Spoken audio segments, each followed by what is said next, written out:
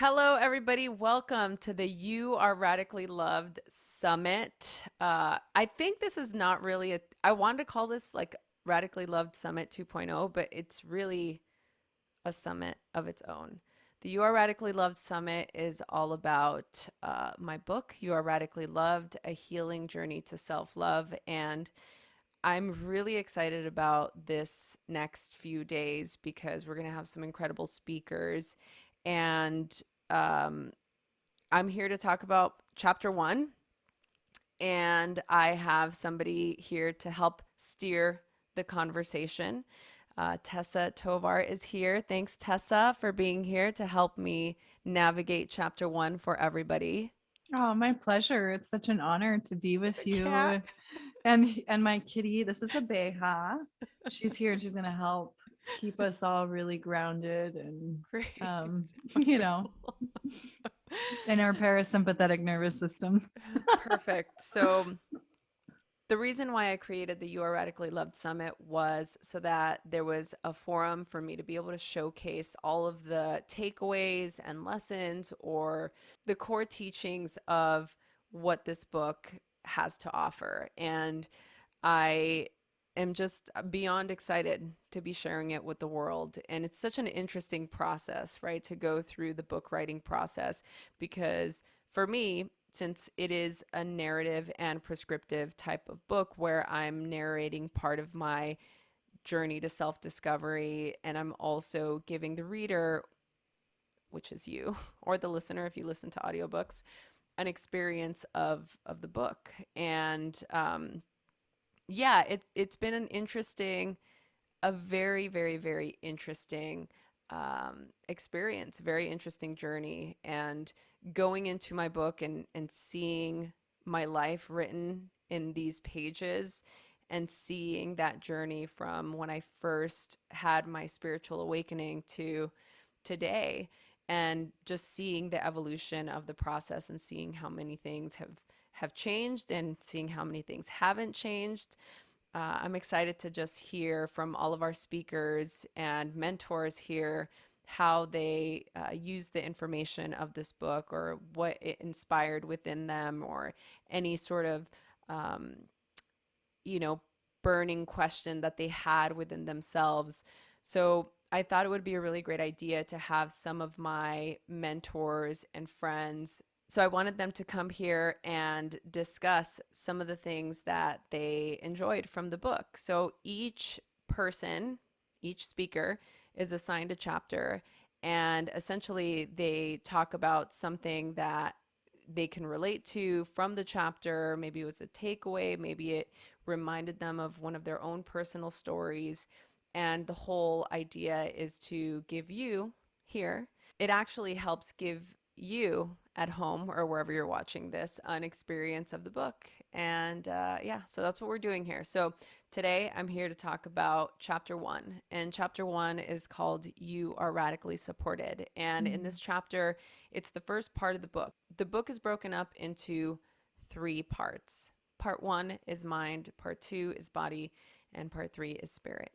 And Mm. so the first part of the book is very, um, I don't want to say basic because it's not basic, but it is very foundational to where we're ascending to throughout the journey of the book. And especially chapter one, this whole idea of being radically supported was so important for my own personal development that I decided to write a couple of um, poignant stories that happened to me as a child growing up in East LA during the LA riots. I definitely go into that a little bit, not a ton, but enough for you, the reader, to get an experience of what it was like to grow up in a gang riddled environment.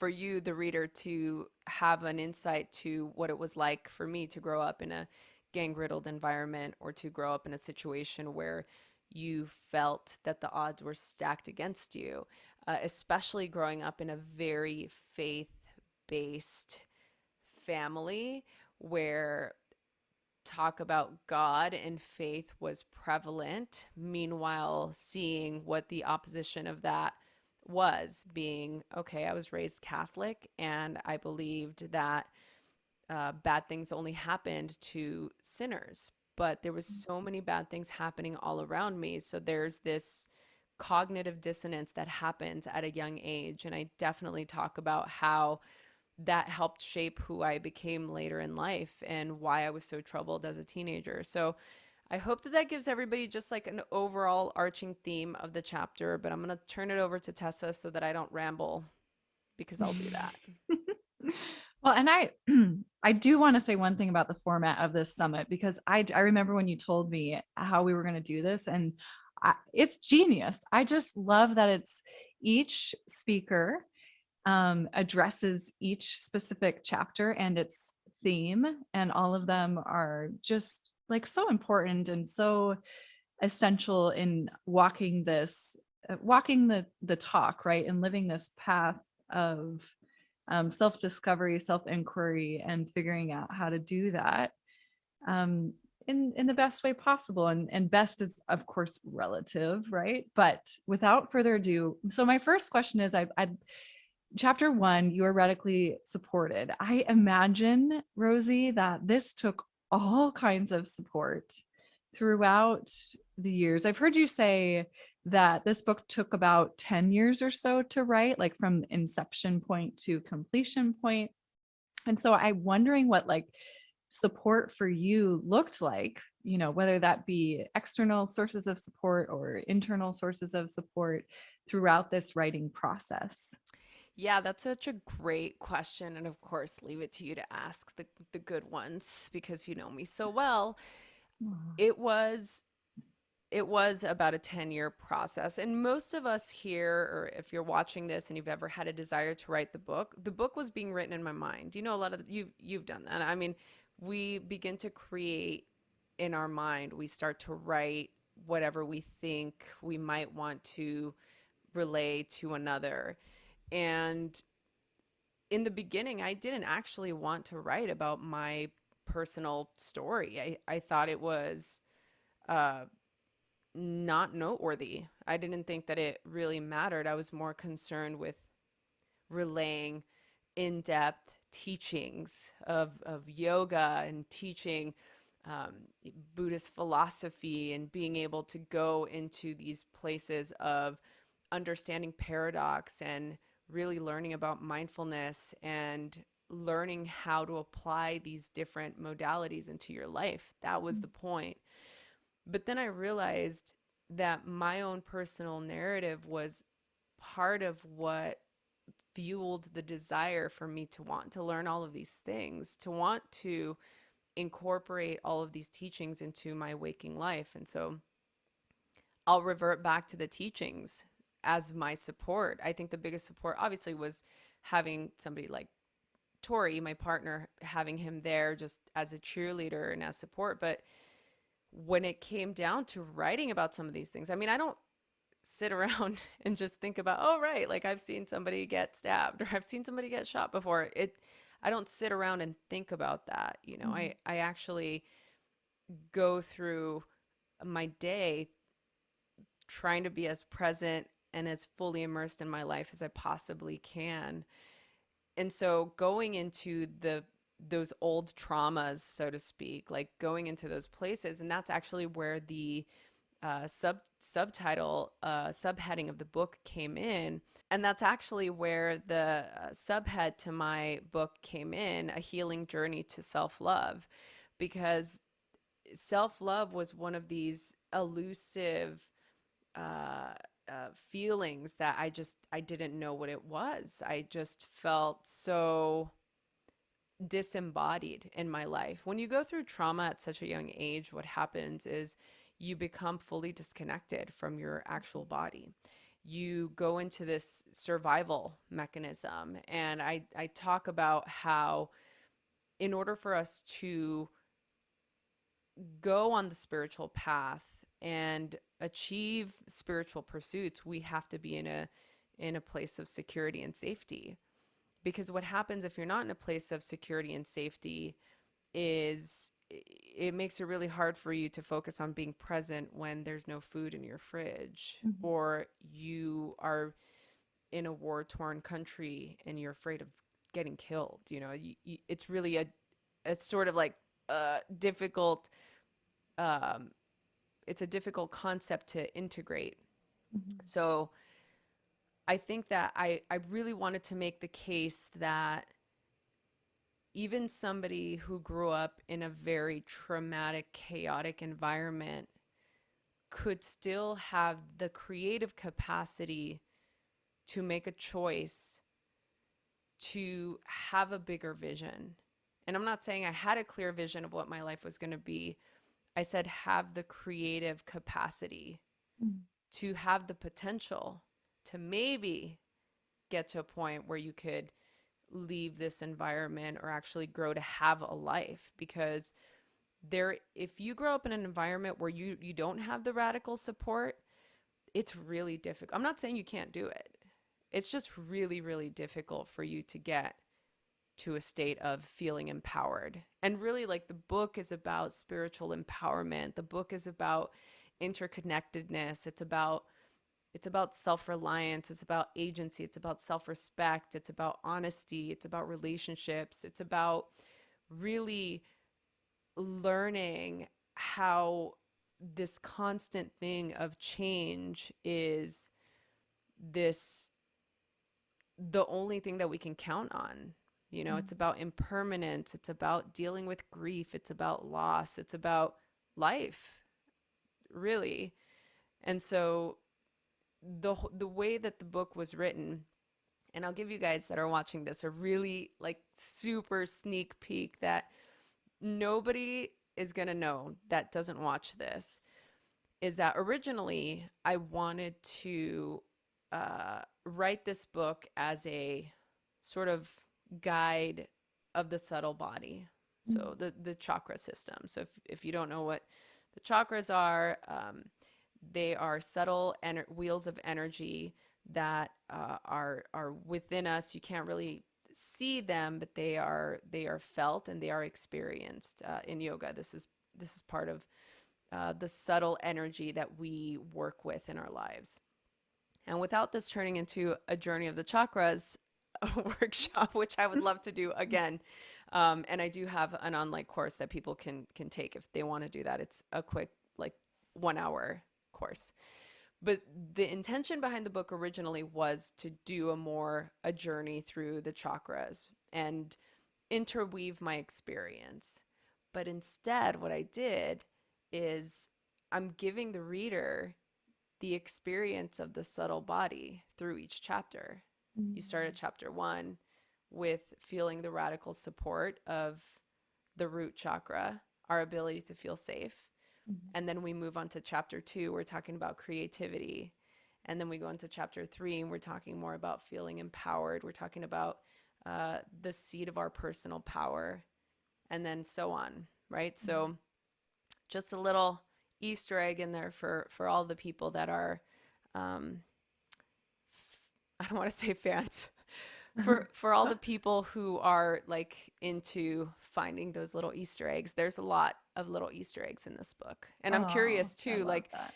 I was talking to Tori about it yesterday because I'm trying to not expose them all because I want to see once people start reading it if they Mhm. find these similarities. And I told him one last night and his mind was blown. He's like, "Whoa, like that." He's like, "Did you tell me?" And I'm like, "No, I didn't tell anybody I was going to do that." But I'm wondering if people will see this thing. And he's like, "Oh, this is really cool." Oh, So, it's like a treasure hunt or a scavenger hunt almost. yes. Oh, that's so cool. Well, I love that. And as it relates to this idea of the foundational system, our support system, almost like, you could think of it. Sometimes I think of it as it relates to childhood, right? Like, do we get our basic human needs met in that really pivotal time? I also think of the flip side. So, you've been through this, you've lived it. So, I'm wondering what advice you have for people who feel like they're at odds and everything's stacked against them. Like, where would they go or where would they start? Oh man, within. You inquire within. Mhm. Always. That's got to be the default state for all of us at all times. Sometimes the world is not going to stop for your grief, no matter how bad it is out there. the world's not going to just stop until you figure it out, you know. You have to be able to support yourself, and I think it's one of the biggest lessons I had to learn, and one that I still have to continue to learn, and one that I think it would serve all of us is to don't forget how powerful you really are. I mean, Mm, we are so we are radically powerful. The level of um, power that we can generate to change our perspective or change our lives is unparalleled. It's like no other species. And the mm, fact that we can at times feel disempowered, we can feel broken, we can feel like it's the end of something, grief, a relationship, a loss. But it's really not the end, mm. right? Even the Yeah, end isn't the end. yeah. So I think what I like to say in a situation where people don't feel supported, or they feel like they don't know how to make a difference, they don't know where to go, is first of all, take a deep breath Mm, and inquire within, support yourself as best you can, allow yourself to go through whatever emotions are present, because if you can feel all of those things, it means that you're alive mhm, and that you care. And it also means that you matter to yourself enough to know that you're in a low state. So these are all good signs, right? It means that you're paying attention. And sometimes mm, life does that to us to make sure that we're awake, to say, hey, you, pay attention to this. mhm, And then mm, it's our duty, if we are so compelled, to take that call and do what we need to do in order to change it, to make different choices, to support ourselves however we can.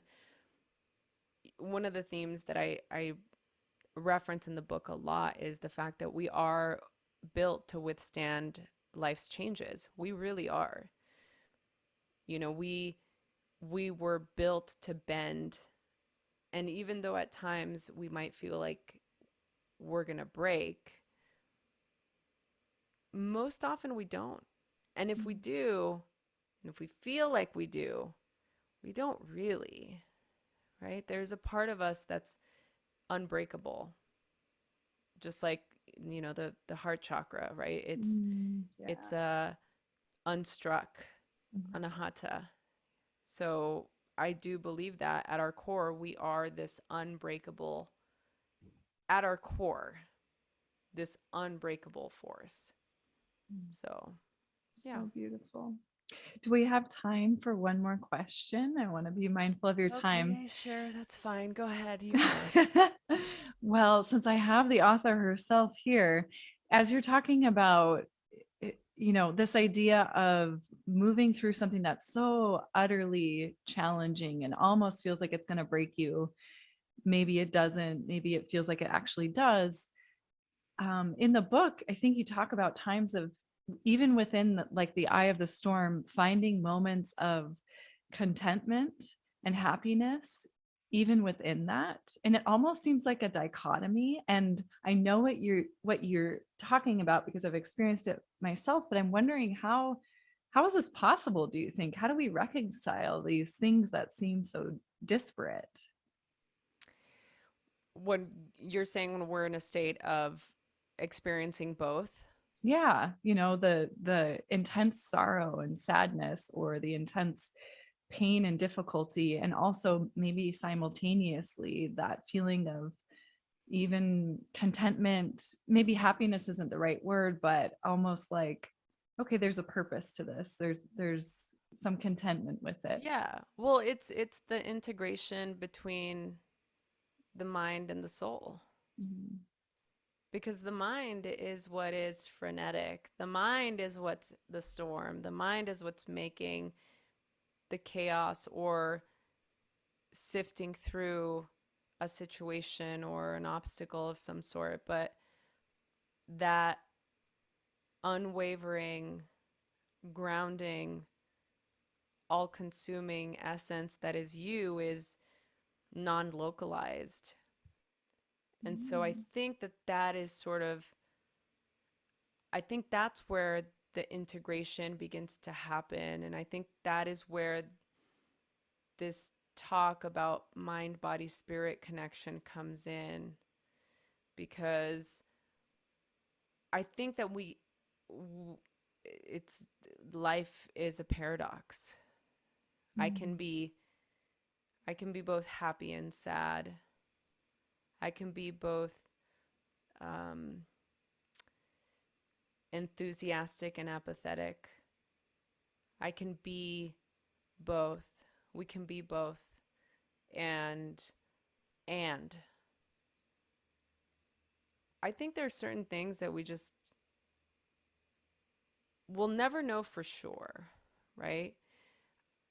I think the big question for this specific question that you're asking, like how do we discern that in a way? How do we reconcile that experience? And I don't know that I think that's just part of life. I think it's just part of our human classroom. Mm. We're here learning this experience, and we're like literally aliens living on this blue rock in the middle of space that literally is on an axis that spins around itself, doesn't go anywhere. And yet we marvel at the fact that we feel confused. Oh, I'm confused. I don't know what I'm doing. It's like, bro, nobody knows what we're fucking doing half the time. Like, nobody fucking knows. We're just making this shit up. Like, do you know what I mean? So I Mm. think for me, what's always been helpful is putting myself in a situation where the earth is so much bigger than me. The ocean is so much bigger than my problems. Like perspective, give yourself the perspective you need to like snap out of whatever the fuck's going on in your mind and get back into your body, get back into your breath, get back into the experience of now, because now is the only moment that we have. Mm.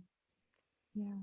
Oh, that's beautiful. And I think that really wraps it up nicely, coming back to this idea of what are our internal and external support mechanisms, and allowing yourself to be supported by things like the earth and the ocean and the sun and the moon, and letting them hold us up and give us life and create meaning out of what sometimes feels like absolute meaningless chaos, right? Truth. Truth Hmm. bombs dropping all weeks long here at the You're Radically Loved Summit. Yes. Okay, Great. well, Love thank it. you. I'm like, thank you so much. I forget. I'm like, is this a summit? This is a podcast. I'm confused because we're like in the same exact position. Um, Thank you so much, Tessa, for asking those incredible questions so that I'm not just speaking into the ether, which can be very weird. And thank you all so much. Thank you all so much for watching this and for being here at the You Are Radically Loved Summit. I really hope that you enjoy the next coming days. I can't wait to hear from you. I can't wait to hear what you've thought about each conversation. I can't wait to hear if it brought something up within yourself, if you have some sort of um, epiphany or awakening, or you have some sort of new development of feelings. We want to know everything. Tell us everything. Don't forget to follow me on Instagram at Rosie Acosta and let me know what you're thinking.